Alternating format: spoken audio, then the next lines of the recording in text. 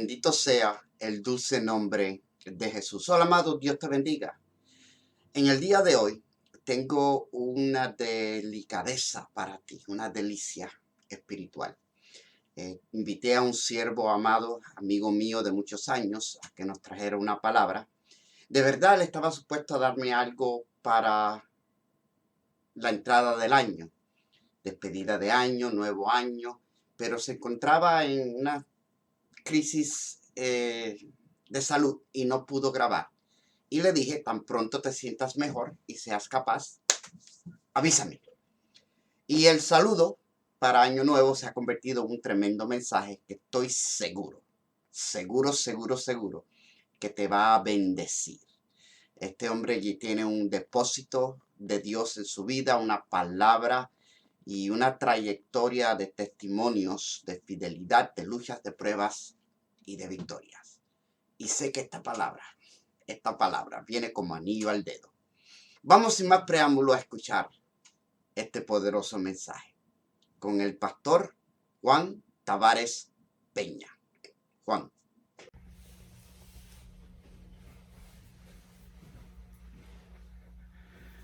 Hola, gracias, qué bueno que están con nosotros, bienvenidos. Por favor, vaya conmigo al libro de Mateo capítulo 5, verso 3. Mateo capítulo 5, verso 3. La Biblia dice, bienaventurados los pobres en espíritu, pues de ellos es el reino de los cielos. Leámoslo una vez más. Bienaventurados los pobres en espíritu, pues de ellos es el reino de los cielos. Por favor, oren conmigo y oren por mí. Padre, venimos delante de tu presencia hoy con un corazón sincero y humillado, abierto para oír y hacer tu voluntad. Háblanos hoy, oh Dios. Pido, Señor, que no haya ninguna brecha entre tus palabras y las mías, y que hoy pueda ser un instrumento para hablarle a otros. Nos encargaremos de darte a ti la gloria, pues tú eres el único merecedor de ella, por los siglos de los siglos. Amén. Es difícil entender el verdadero significado de las bienaventuranzas. Y una de las razones por la cual es difícil entenderlo es porque son contrarias a lo que la cultura y la sociedad de hoy nos enseñan. Para entenderlas, debemos reconocer que las bienaventuranzas, primero, no son un conjunto de normas y reglas que deben seguir los cristianos. No son el equivalente a los 10 mandamientos del Antiguo Testamento. No matarás, no robarás, no codiciarás la mujer de tu prójimo. No. Las bienaventuranzas son características que describen el estado o condición de los que son salvos, los que ya poseen el reino de los cielos. Hay un famoso libro de un escritor llamado Harper Lee, titulado Matar a un ruiseñor. Este título viene de un evento específico que se relata en la misma historia del libro. Uno de los actores principales es un hombre llamado Atticus. Este hombre, Atticus, compra unos rifles de perdigones o de aire para sus hijos y les da instrucciones bien claras y específicas. Pueden cazar cualquier tipo de ave, pero no pueden cazar o matar ruiseñores. ¿Por qué? ¿Qué tienen los ruiseñores? La enciclopedia describe al ruiseñor de la siguiente manera, cito, es un ave migratoria insectívora que se cría en los bosques de Europa y de Asia. El ruiseñor tiene un largo de 15 a 16.5 centímetros y el ruiseñor es bien conocido por su fuerte canto con un registro de silbidos, borboteos y otros sonidos.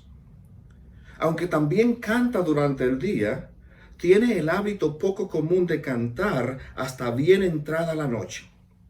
Su canto sobresale en esos momentos, pues hay pocos pájaros más que canten a esas horas. Termina la cita. La razón por la cual Atticus instruye a sus hijos a no matar ruiseñores es muy sencilla.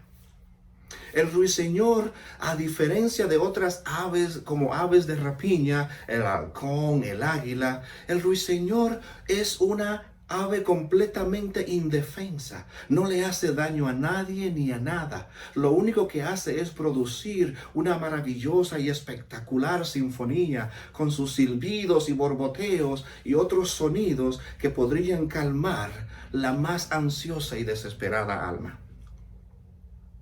La instrucción de Atticus de no matar ruiseñores es simple y llanamente una metáfora que sugiere ayudar a los más necesitados, ayudar a aquellos que son incapaces de defenderse por sí mismos. Verán, este hombre Atticus es el abogado blanco de un hombre negro llamado Tom Robinson. Tom Robinson es acusado de asaltar y violar a una mujer blanca. Es obvio y claro que es inocente, pero Robinson se enfrenta a una corte totalmente blanca como la blanca lana. Blanco el juez, blanco el jurado, blanco los testigos, blanco los presentes y hasta los vecinos. Robinson no tiene ninguna oportunidad y como si todo eso fuera poco, es incapaz de defenderse a sí mismo. Es por eso que Atticus acuerda tomar su caso y pelear por él. Atticus aprovecha la oportunidad para enseñar a sus hijos lo que hoy Dios quiere enseñarnos a nosotros. Nunca debes matar a un ruiseñor. Siempre debes ayudar al necesitado y defender a los indefensos. Indiscutiblemente una de las más loable e importante misión de la iglesia de hoy es ayudar al necesitado y defender a los indefensos. Sin lugar a la menor de las dudas, la mayoría de nosotros sentimos la inclinación y el deseo de ayudar a otros que son menos afortunados que nosotros. Tal vez es por eso que sentimos una simpatía genuina por una persona discapacitada o por un anciano que es incapaz de cuidarse a sí mismo. Un niño en la escuela que es acosado y que no tiene la capacidad de defenderse. O una persona en la ruina financiera que vive en una situación precaria y que no puede pagar sus deudas. Es más, muchas iglesias cada año hacen viajes misioneros a países del tercer mundo para ayudar a aquellos que son menos afortunados. Todos estamos de acuerdo en que nunca estará bien hacer leña del árbol caído, es decir, hacer daño, matar, maltratar, pisotear o de alguna manera infringir más dolor y sufrimiento a una persona en necesidad. ¿Puedo ir más profundo? Aún nos atreveríamos a decir que una vida de satisfacción y de plenitud es la vida que ayuda al necesitado. Lo que nunca nos atreveríamos a decir, ni siquiera pensarlo, ni aún en 1.000.000 de años, es que la vida de plenitud, la vida de satisfacción, la vida de bendición y de bienaventuranza es ser pobre o ser necesitado. De algo estoy plenamente seguro, y es que algunos de nosotros, si no todos, haríamos todo lo que fuera posible por ayudar al pobre y al necesitado. Y al mismo tiempo haríamos todo lo que esté a nuestro alcance para no ser uno de ellos. Usted no quiere ser esa persona que no puede pagar sus cuentas. Usted no quiere ser esa persona que siempre está en necesidad, que se hunde en la miseria, atrapado en un callejón sin salida y que no encuentra el camino. Usted no quiere ser esa persona que siempre tiene que depender de otros para todo. ¿O acaso usted no recuerda lo que la Biblia dice en Primera de Nadie, verso nunca? Ayúdate, que yo te ayudaré. No, eso no lo dice la Biblia. Y la razón por la cual la Biblia no dice eso es porque la idea de ayúdate que yo te ayudaré Es la idea de un Dios que se queda de brazos cruzados, esperando que tú hagas algo para entonces Él ayudarte. Un Dios sentado en su trono que espera que tú te arrepientas, que tú te humilles, que tú te conviertas a sus caminos para entonces Él salvarte. Nada más contrario al Evangelio de nuestro Señor Jesucristo. Es Dios el que deja su trono de gloria, que baja desde el cielo a buscarte mientras tú te hundes en el pecado. Dios es el que se humilla, el que es llevado a la cruz, el que es muerto como un vil pecador para que hoy tú puedas tener salvación. Claro, eso no significa que le vas a dejar todo a Dios. La Biblia sí dice, esfuérzate y sé valiente. Pero eso es muy diferente a ayúdate que yo te ayudaré. Ayúdate que yo te ayudaré es antibíblico. No muestra el carácter de un Dios bondadoso y misericordioso como el Dios al que servimos. Esfuérzate y sé valiente. Ayúdate porque ya yo te ayudé, sería mejor decirlo. Pero es muy difícil entender lo que Jesús está enseñando en esta buenaventuranza o bienaventuranza. Cuando dice, bienaventurados los pobres en espíritu. Eso no parece tener sentido. No es lógico. Lo lógico sería decir, bienaventurados son los ricos. Amén. Jesús dice, bienaventurados son los pobres, los que no tienen nada, los que son incapaces de hacer algo por sí mismo. Jesús no dice, bienaventurado es ayudar a los pobres. Jesús dice, bienaventurados son los pobres en espíritu. Veamos el verso 3 de nuevo. Bienaventurados son los pobres en espíritu, porque de ellos es el reino de los cielos. Para entender mejor lo que Jesús quiere enseñarnos, veamos primero cuál es el beneficio de ser pobre en espíritu. ¿Qué es la ventaja de ser pobre en espíritu? Porque, dice la parte final del verso, de los tales, o porque de ellos es el reino de los cielos. Esa es la ventaja. Pero la pregunta es, ¿qué es el reino de los cielos? Qué bueno que preguntaron. El reino de los cielos es vivir bajo el gobierno de Dios. Y usted se preguntará, ¿y qué hay de interesante en eso? ¿Qué hay de bueno en vivir bajo el gobierno de Dios? Una vida bajo el gobierno de Dios es donde todo lo malo que está hecho malo ahora es hecho bueno, donde todo lo que está dañado es restaurado. La vida funciona conforme al diseño de Dios.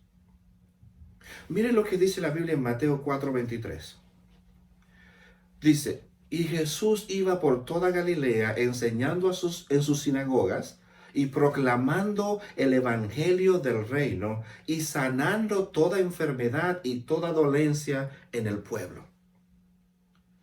¿Qué son milagros? ¿Acaso los milagros son un show mágico donde Jesús se hace lucir? Miren, ¿ves ese paralítico que está ahí? Mira, vas a ver cómo lo hago caminar ahora. No. Los milagros son cosas más sobrenaturales.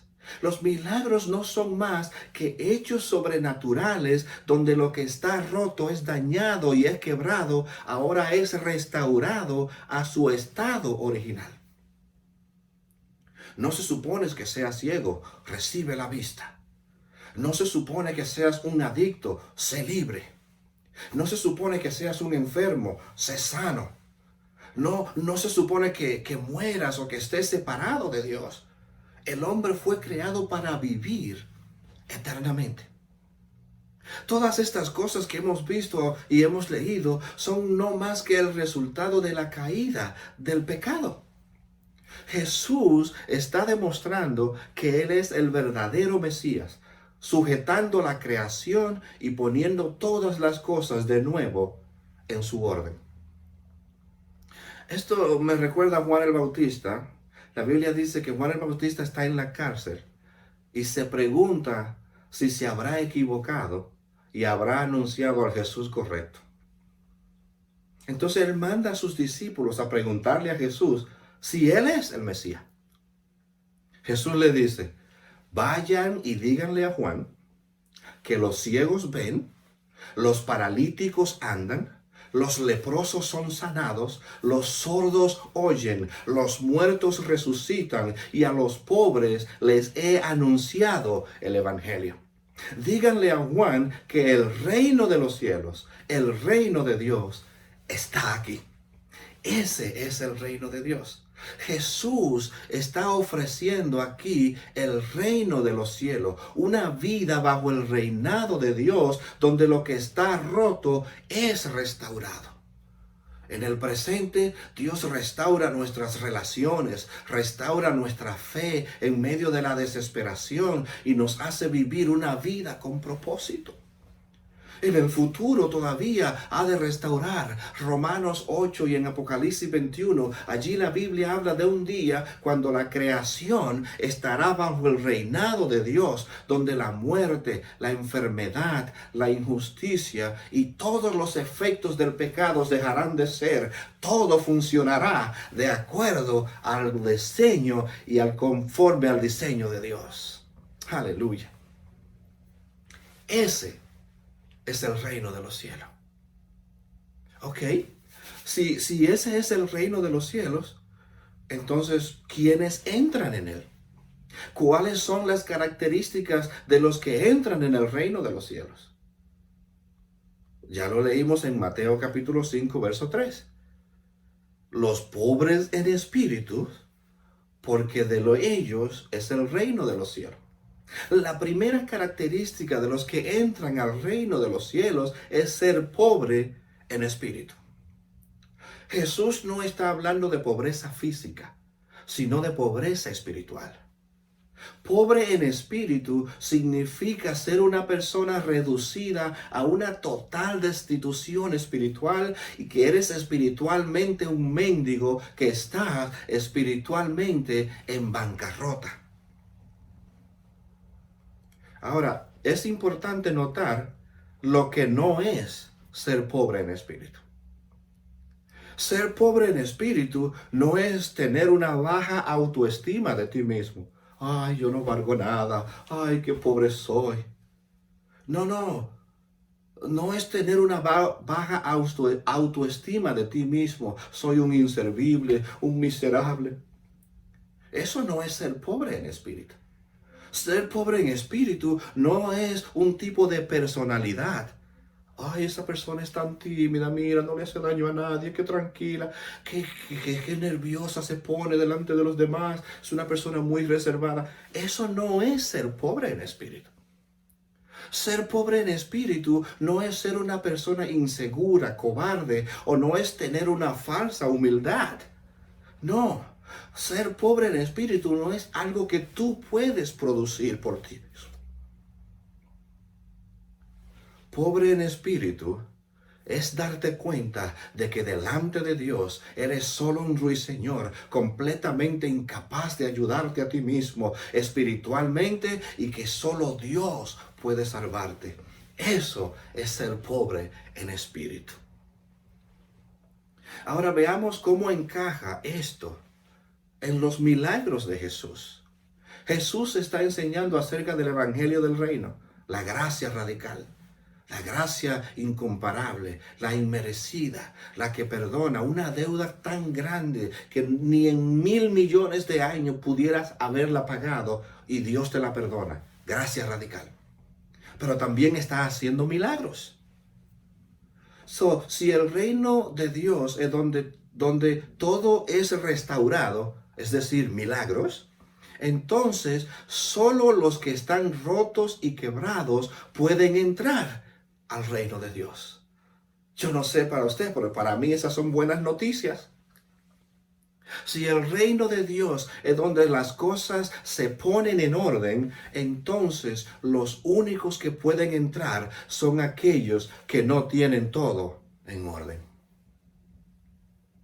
Es contrario a lo que nuestra cultura nos enseña. Entonces la única manera que tú puedes tener todo, el reino de Dios, es admitir que no tienes nada, pobre en espíritu. Mientras crea que tienes algo que aportar espiritualmente, entonces no tienes la más mínima idea de lo que es el evangelio de la gracia de nuestro Señor Jesucristo. Bienaventurados los pobres en espíritu. Esas son buenas nuevas.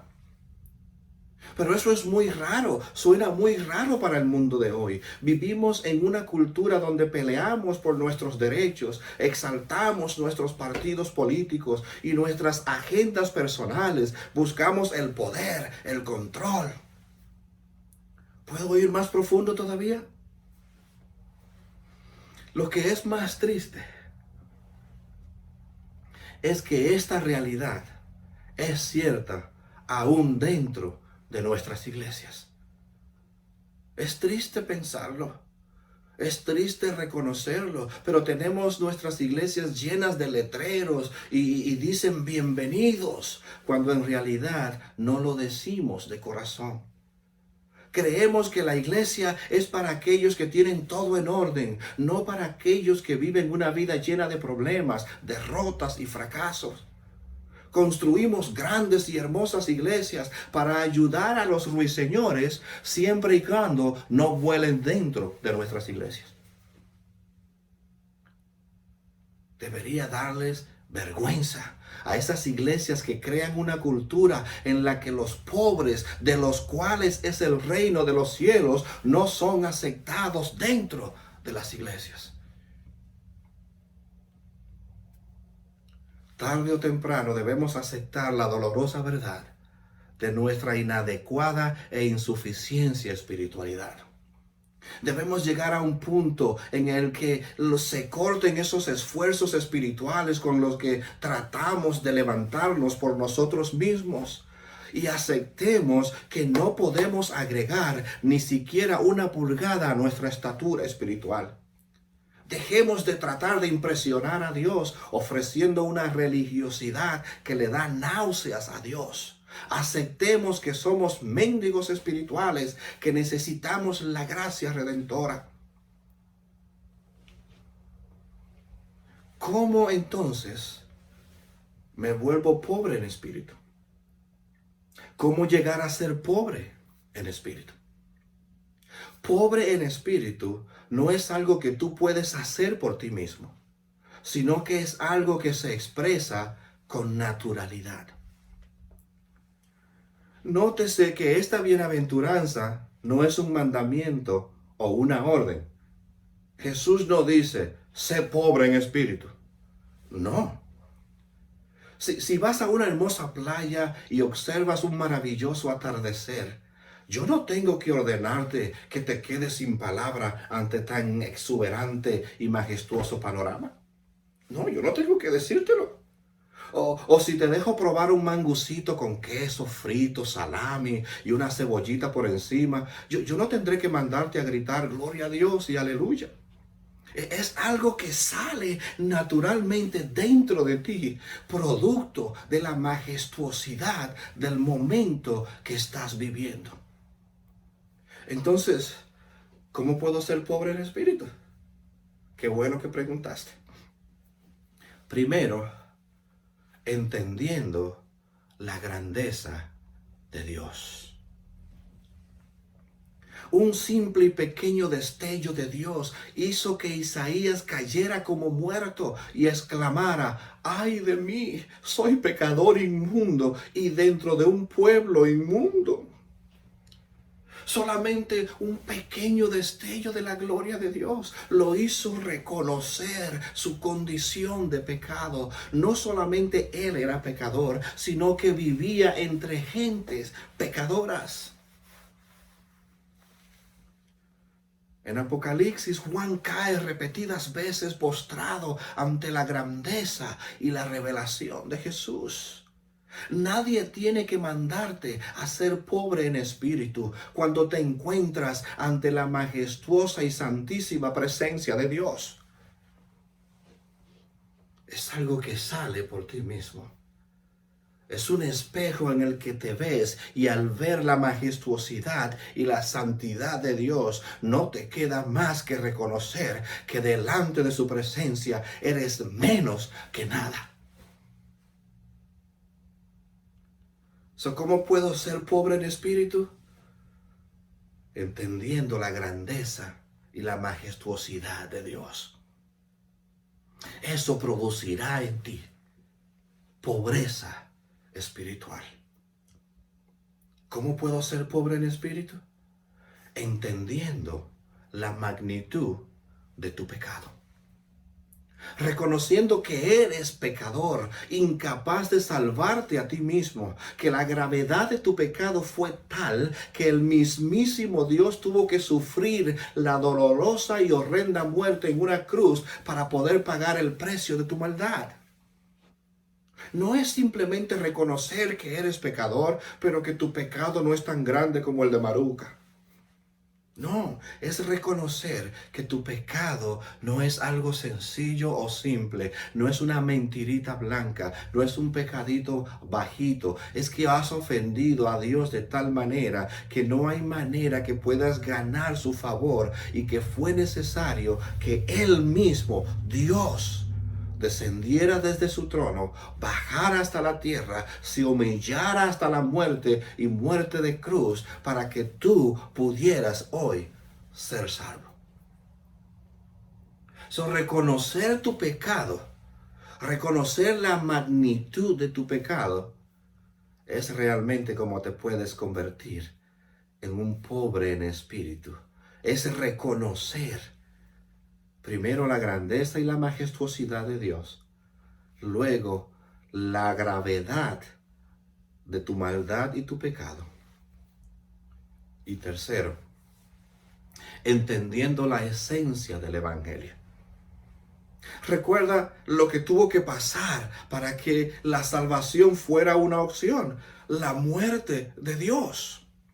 El pago de tus pecados no fue un curso de rehabilitación de 6 meses. No fue servicio comunitario. El pago de tus pecados fue la muerte del mismísimo Dios.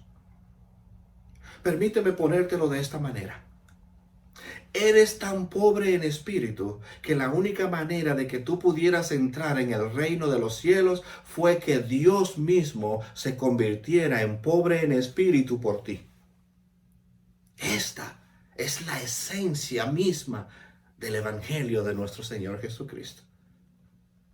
Isaías capítulo 53, verso 3 dice: despreciado y rechazado por los hombres, varón de dolores, hecho para el sufrimiento. Todos evitaban mirarlo. Fue despreciado y no lo estimamos. Filipenses capítulo 2, versos 5 y 8 dice: la actitud de ustedes debe ser como la de Cristo Jesús, quien siendo por naturaleza Dios, no consideró el ser igual a Dios como algo a que aferrarse. Por el contrario, se rebajó voluntariamente y tomando la naturaleza de siervo y haciéndose semejante a los seres humanos. Y al manifestarse como hombre se humilló a sí mismo y se hizo obediente hasta la muerte y muerte de cruz. Segunda de Corintios capítulo 8 verso 9 dice: ya conocen la gracia de nuestro Señor Jesucristo, que aunque era rico, por causa de ustedes se hizo pobre, para que mediante su pobreza ustedes llegasen a ser ricos. Eres tan pobre espiritualmente que la única esperanza para tu eternidad era que Dios hiciera la cosa más radical y más misericordiosa que jamás se haya hecho, es decir, volverse pobre en espíritu. Permítame decírselo de esta manera. Hace 2000 años, Dios se convirtió en un ruiseñor y tu pecado y el mío lo mataron. No es que Jesús estuviera realmente indefenso, sino que se negó a ayudarse a sí mismo, bajándose de la cruz, y rehusó defenderse a sí mismo para defenderte a ti ante el santo jurado de la justicia de Dios. Solo necesitas un pequeño destello, una probadita de la innegable realidad de que Dios se convirtió en pobre en espíritu en la persona de Jesucristo. No necesitarás nadie ni nada que te mande a ser pobre en espíritu, sino que naturalmente aceptarás que ya eres pobre en espíritu. Y entonces es cuando la bienaventuranza comienza. Porque ya lo dice la Biblia. Bienaventurados los pobres en espíritu, porque de los tales es el reino de los cielos. Y el pueblo de Dios dice, amén.